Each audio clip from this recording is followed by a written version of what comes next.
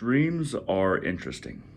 So, we have a lot of dreams that are our subconscious working things out, trying to exactly figure out, both make sense of our ideas, what we experience in life, and our reactions to them. There's this calculus that's going on in our dreams that isn't always spiritual.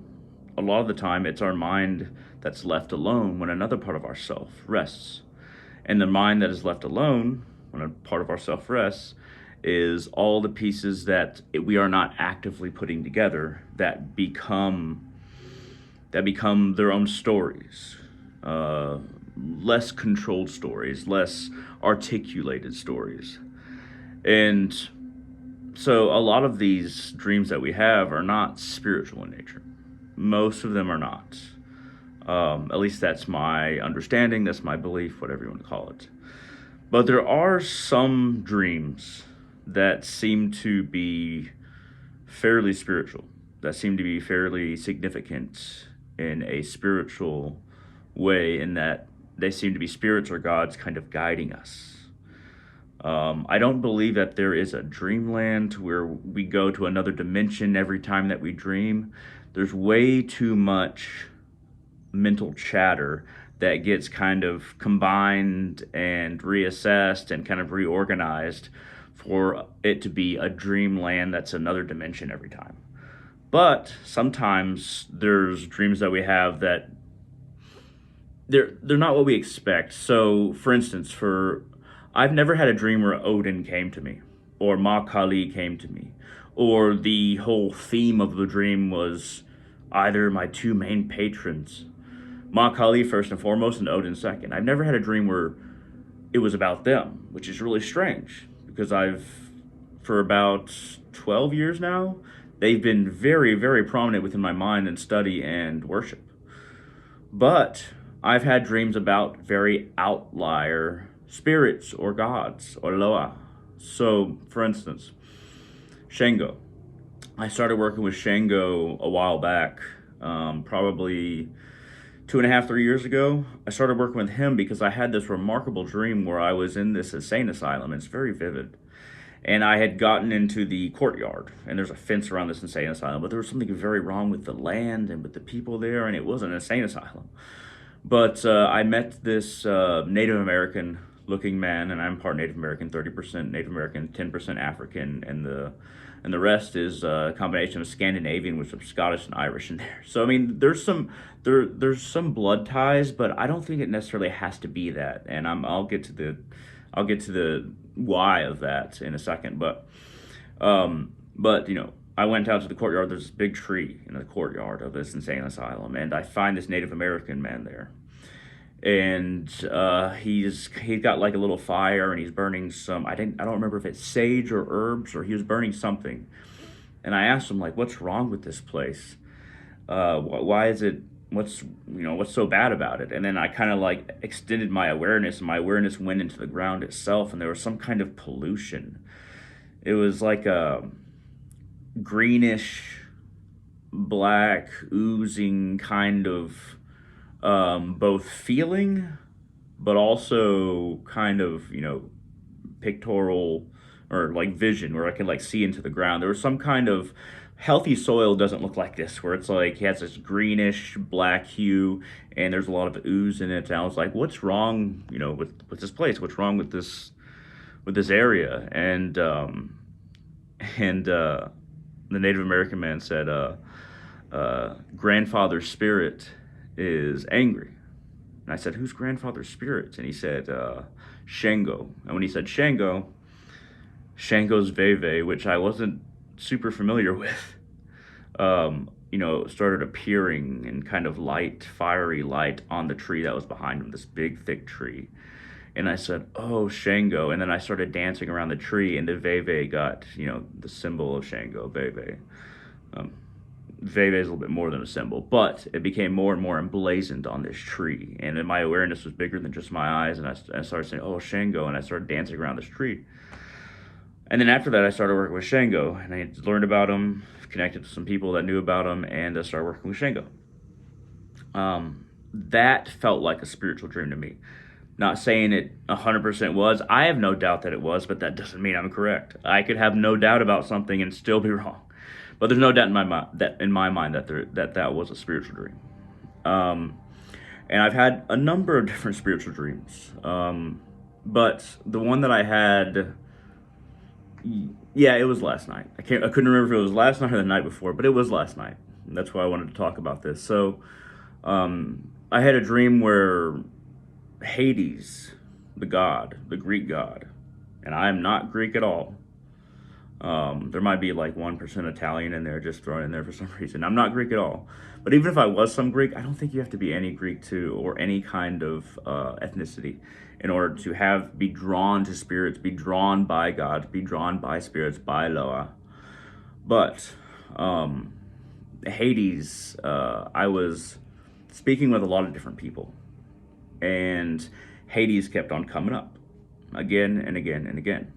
And there was this kind of big burnt black stump, and Hades met me in front of it. And unfortunately, I can't remember most of it, but Hades talked to me about, the necessity of death and the process, and how I need to better understand him and get closer to him as a god, not just as a realm, because Hades is also a realm, but as a god. I need to get closer to him. And it was prominent in my conversations with people all around this burnt stump. And what I do remember the most clearly is that Hades was just being like, I'm reaching out to you. You need to learn about me. You need to understand death from my perspective, and understand death and the role that I play. So I woke up and I was like, okay, well, I got to start researching books on Hades. That felt like a spiritual dream for me. Now, I'm not completely unfamiliar with Hades, and I wasn't completely unfamiliar with Shango, but I just did not know. I didn't know his Veve when I had that dream, and it turned out to be his Veve when I looked his Veve up, and a lot of it really clicked. Hades, I know almost nothing about Hades. I've worked with various Greek gods, goddesses, mainly Ares and Athena. Actually, Athena, I've actually carved a statuette of her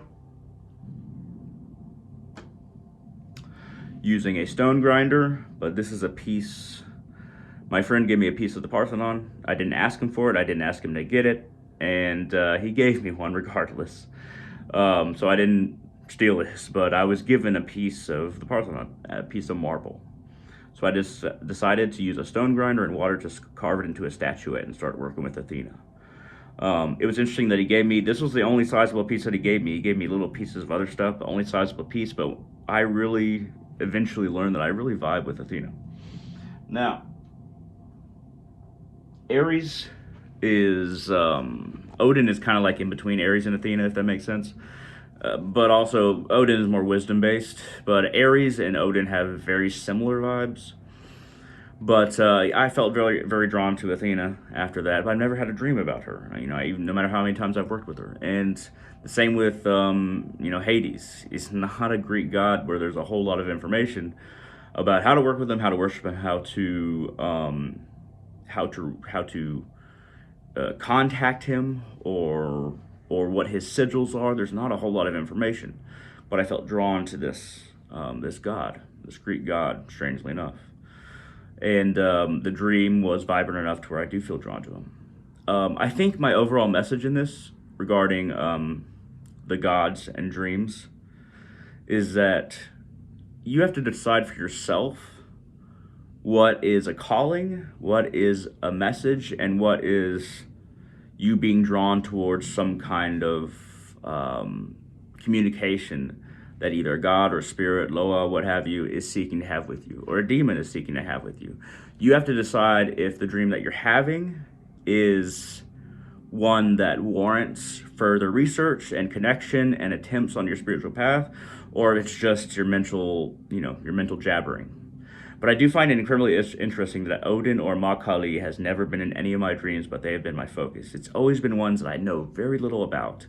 And then I have these dreams that, with the Shango ones, very synchronistic, where it's like, oh, that's his Veve. I've never seen that before, but I saw it on that tree. with Hades, I don't know what this black burnt stump thing is, and there's a bit of a throne beside it, I believe, against the stump. I'm not sure what that means. That one's less clear, but there was a very big draw to learn about this god. Now, returning back to the idea, you have to decide for yourself if a dream is spiritual or not. Though, do not expect your dreams to be proof for anyone else. These are little, in my interpretation and understanding, these are little kind of message inquiries from spirits and gods saying, hey, check me out, learn about me, learn my myths, learn my stories, try to contemplate them and understand me better, and try to reach out to me through some kind of devotion or some kind of study, at least. And you'll find a piece of your journey that you were missing, a piece of your path that you were missing beforehand. And by learning about me and learning about my kind of realm of expertise and realm of influence, you might just find the pieces that you need to complete this life in a spiritually more full state. That's just my understanding and my interpretation of why gods and spirits kind of call out to us. It's not just for them. It's not just for us, but it's not just for them. Everything is connected. And you have to decide if a dream is spiritual or not. At any rate, thank you very much for watching. Hit that thumbs up. It really helps out the channel. Leave a comment. That also draws traffic to the channel. Subscribe if you have not subscribed for more content like this. I got a lot of videos. And feel free to share this wherever you like.